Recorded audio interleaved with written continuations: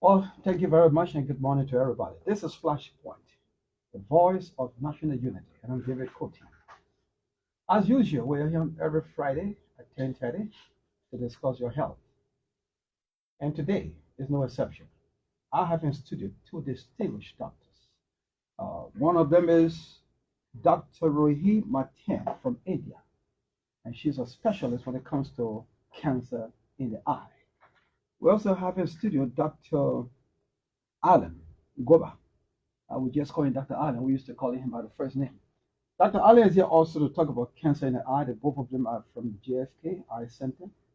And I hope you listen very carefully so that you can put your points through after the first 30 minutes.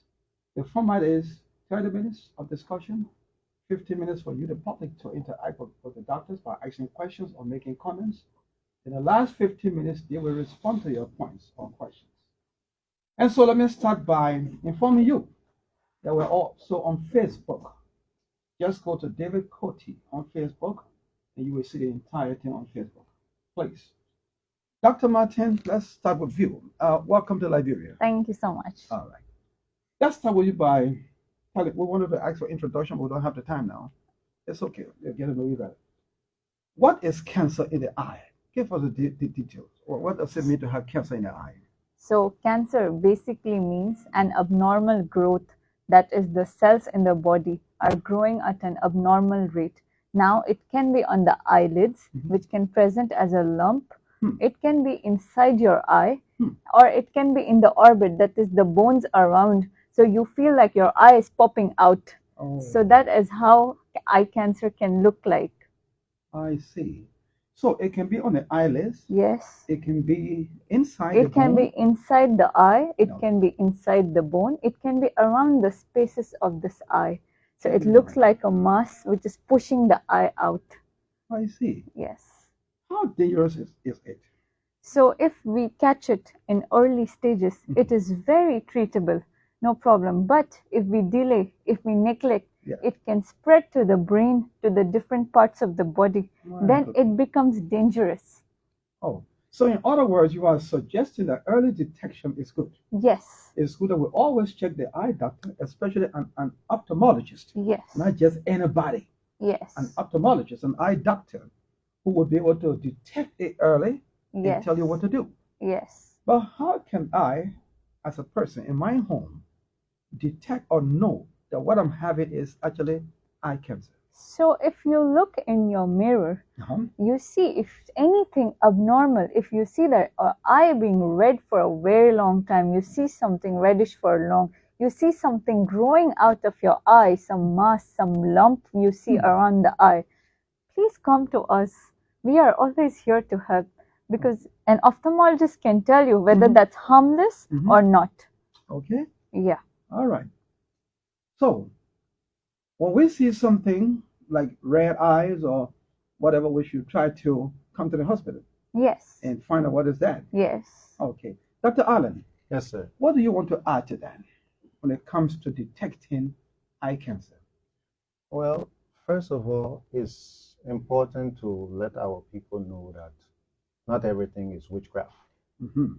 Because this is something that we've seen and we've experienced in our clinical practice. People are going to delay trying other measures like herbs and other things.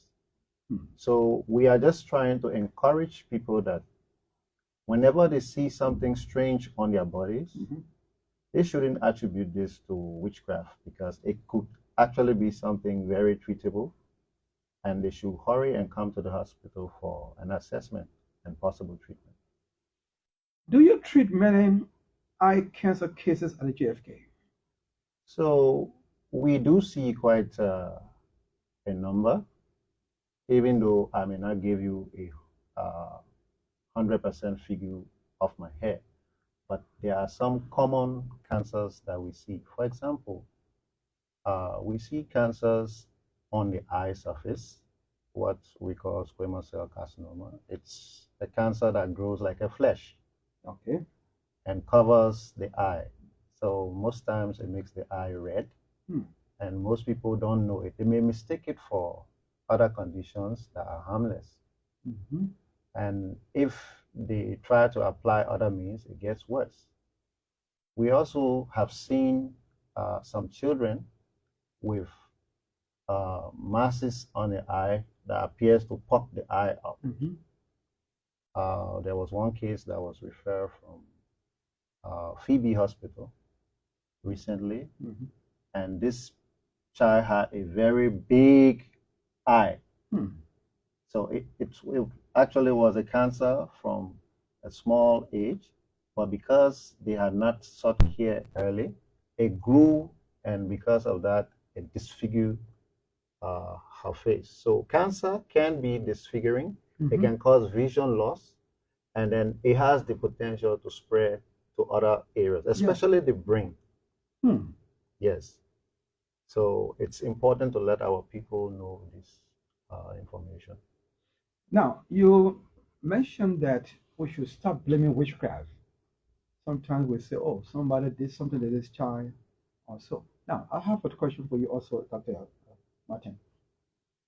People have been misled in this country that when you have cataract and you go to the doctor to remove the cataract from your eye, they're going to remove your eyeball, pick up the cataract, and put the eyeball back. But we have brought in doctors, you're like Dr. Perry, who has told the public, no, that's not true.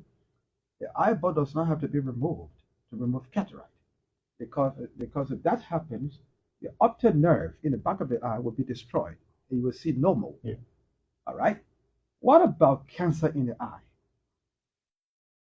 Can it be treated without the eyeball being removed from the eye, from the socket? So now this depends on which stage the patient is coming to us. So let's say it is an eyelid cancer, it's right there. So we can just remove it from the eyelid without removing the eyeball. If it is right on the surface with the small flesh, we can just treat it with eye drops. Okay. But if it's a very big cancer where you have lost your eyesight, where it has been there for a very long time, and now it has spread to the optic nerve, then now our importance is that we should stop the spread to the brain. Only in very advanced cases do we go to remove the eyeball. Otherwise, we can treat it without removing the eyeball. I see. That means if you have cancer and it's detected early and it hasn't spread to the brain, it can be removed without the eyeball being removed. Yes. What are some risk factors? What are those things that people should not do in order not to have cancer in the eye? What are the risk factors? What can bring about eye cancer? So some of them are, one is genetics. If you have a family history, then you should always get yourself checked frequently, because you might not notice, but your doctor will pick up the signs. That is the first. Second is the sun exposure is something which puts you at a risk. Let's go back to the genetic part. That is, it becomes a heredity or inherited from. But how would you know?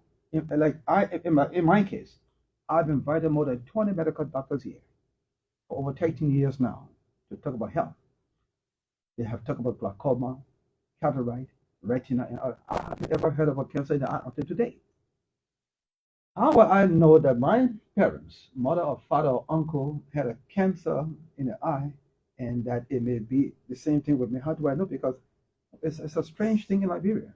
So they might give you a history that they're going blind, the eye just popping out, that they had a ball somewhere around here and the eye just popped out and suddenly they went blind. And then later they had problems in the brain or somewhere in the body. That's a sign that, there was a cancer which later spread. Okay. Yeah. Does that lead to blindness, total blindness? Again, depends on which stage you are coming to us. Okay. You come early, we can save your vision. If it's very late, then yes, it can cause blindness. So it depends on how early you come to the doctor. How early? Tell us about the sun you were talking about. Yeah, so the exposure to the UV radiation, the sun exposure, there are UV rays in the sun which have the property to cause cancer. So it's always ideal that when you're out in the sun, wear shades or hats to protect your eyes from the sun. Yeah. Well, and then smoking is another risk factor. Okay, let's go back to the sun. Yeah. Are you saying that those of us who don't use dark shades, I don't use dark shades, And it breaks also. Yes, definitely. But it's always we are indoors most of the time. But when you're out in the sun, it's always good to either at least wear a hat or wear shades, so that protects your eyes. Let's go to the smokers. Thank God I don't smoke. Let's talk about it. Yeah, so smoking always puts you at a risk factor, especially for the cancer inside the eye, which Dr. Allen just talked about, the squamous cell carcinoma. It grows as a flesh in the eye because it damages the surface. The toxins in the cigarette smoke, they damage the surface of the eye, which makes it more prone for cancers. So that is a risk factor. Well, smokers, I hope you're listening. Dr. Allen, what age group suffers from cancer always? So cancer can actually affect any age group. Let's be definite about that. It's not a straightforward one age thing. And certain type of cancers can be found in children more often, rarely in adults, and others more in adults as opposed to children. For example, there is a type of cancer that arises from within the eye. It usually will cause the child under 5 years old to have a white shining glow in one of the eyes, or sometimes in both of the eyes. And sometimes when they take picture, you see it as a white shining thing on the eye, on the picture. That's not normal. It's not normal. It's not normal. At night, if the child looks at the parents, they see like when someone shine light in an animal's eye at night. We call it a cat eye reflex. So that is not normal. That is a sign of retinoblastoma. It's a childhood cancer, usually affects children under the age 5.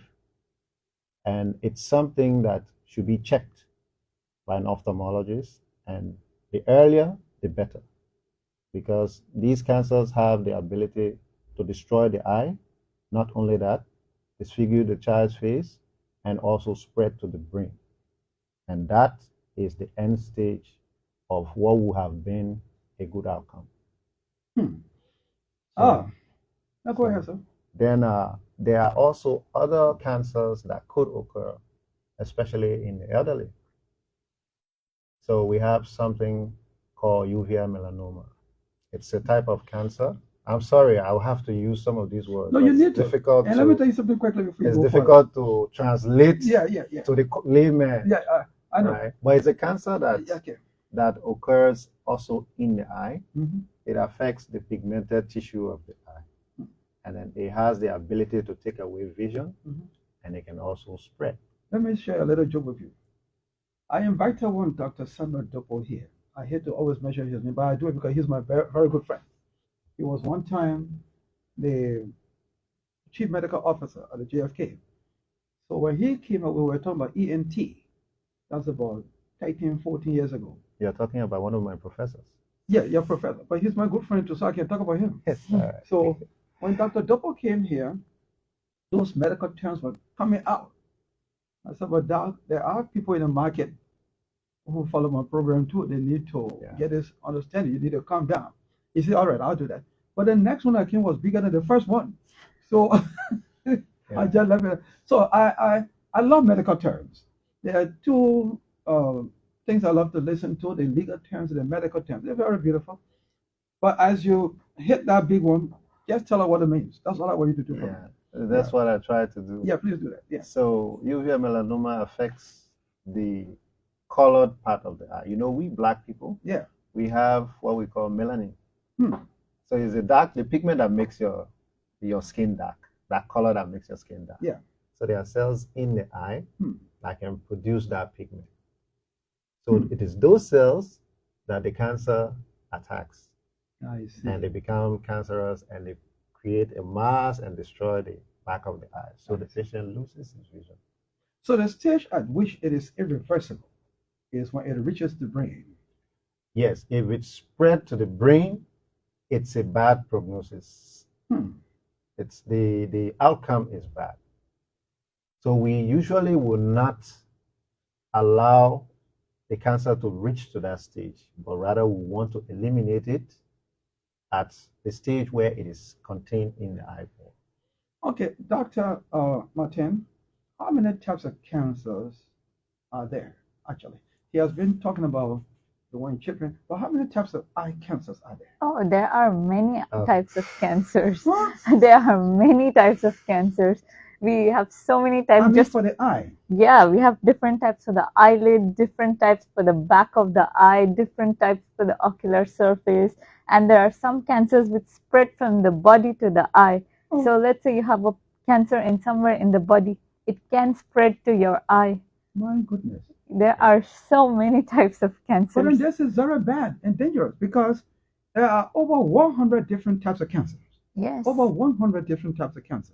So it means that if you're not treating yourself for cancer, one of them could. Yes. Yes. My goodness. And this is terrible. So just to interject, Mhm. the body parts are not in isolation. Yes. Why? What I mean by that One is can that go to the other, yeah. every part of the human body is connected to another part. Mhm. Remember, blood flows through your entire body. Entire system, yes. So the same blood that flows through your body Mhm. can bring cancerous cells from one part of your body Mm. to another part. And this is what we I call see. secondary spread of the cancer. Oh, then this is dangerous because we know that the purpose of the blood is to carry oxygen and nutrients to all parts of the body. But if it can also transport illnesses like cancer, then it's dangerous. But my question to you, you are on the ground. Dr. Martin is a specialist when it comes to eye cancer. She's here for a short time and she will go in. I hope you come back when you go. But you are at the JFK all the time. When we go there, I'm always there. Like I went to appeal to you to be here today. Thank God you came with Dr. Martin. When we go for checkup, sometimes I do that routine normally. I don't wait for a problem before I go. Which is a very good thing. Yes, even with my vehicle, I do what is called preventive maintenance. Like there, you have no problem. But if you went to the ball jump, would jump out of your car, a car tire would jump up. I don't do that. But when we go to check, the question to you is, if I go to do a checkup for my eye for glaucoma, I just come to you and say, look, I want to know whether I have glaucoma or cataract.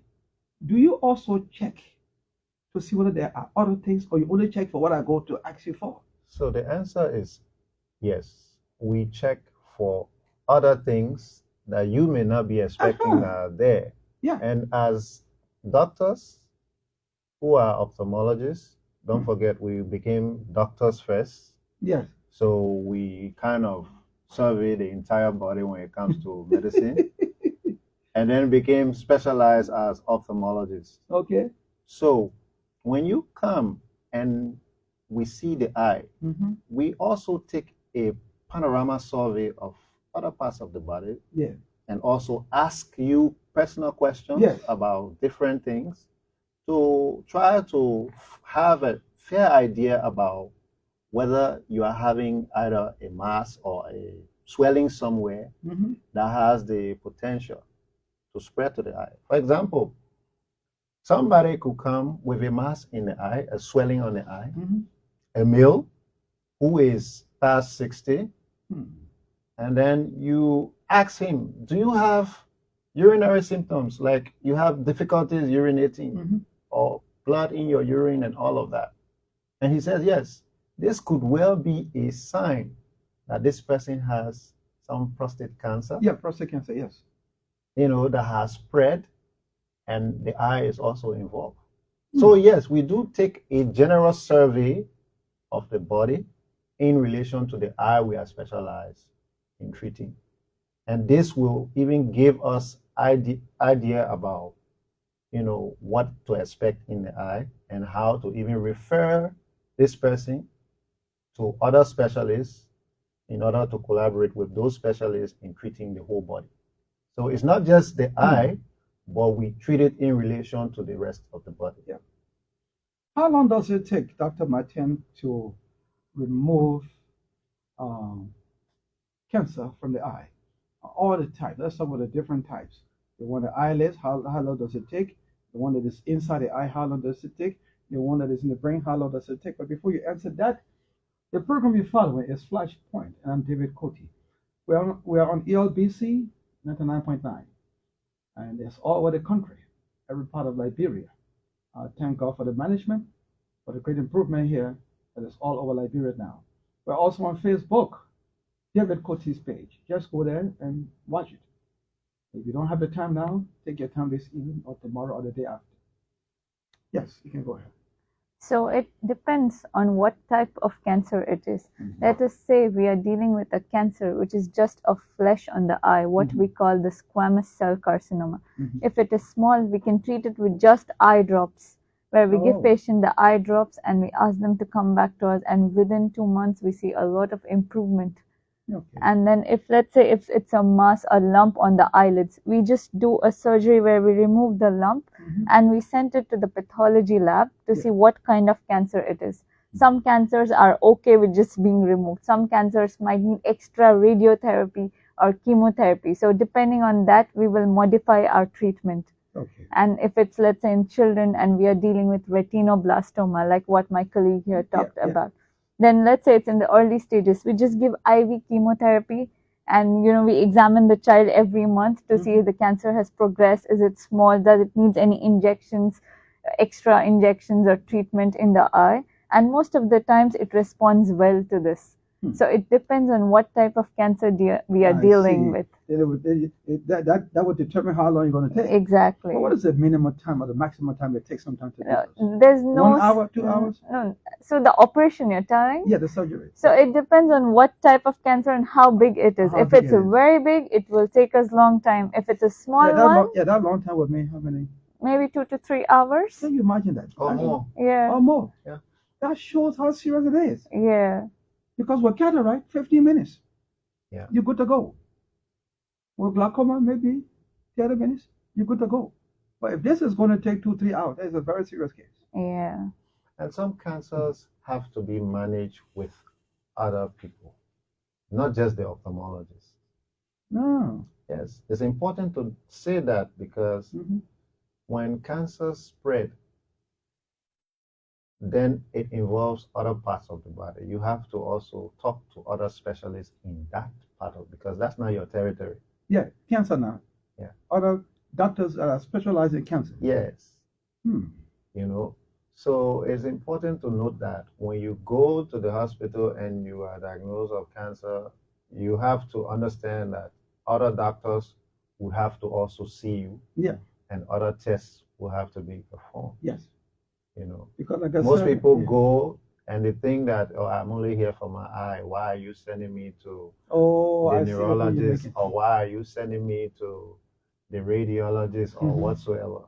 Okay. So it's important for them to understand that we also have that collaboration with other specialists, because, like I said, the eye is not in isolation of the rest of the body. In fact, what has gotten me scared this morning is what you talk about the blood taking cancer from somewhere else to the eye.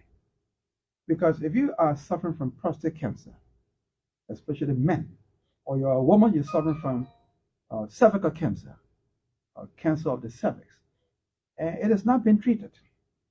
And sometimes people are not aware they have these things. There are some people who are above 40 years old who have not ever tested themselves for prostate cancer. Women. A lady was at one radio station not too long ago, a nurse who did not know she had cervical cancer until it became worse. So she was on the radio at OKFM begging for money to go to India. Now, so if you have cancer somewhere else and you don't know, and it gets to the eye, then it's double trouble. Yeah. Double trouble. Yeah, that's true. Yes, double trouble. We don't have much. We'll simply go to the line, just about 5 minutes to open the lines. But in the 5 minutes, what do you want to say to the public before we open the lines?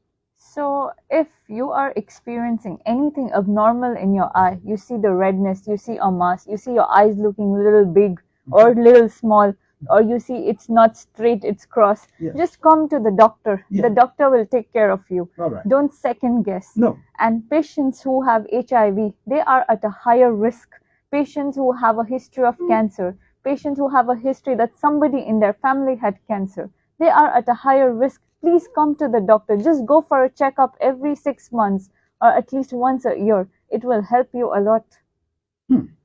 Dr. Allen?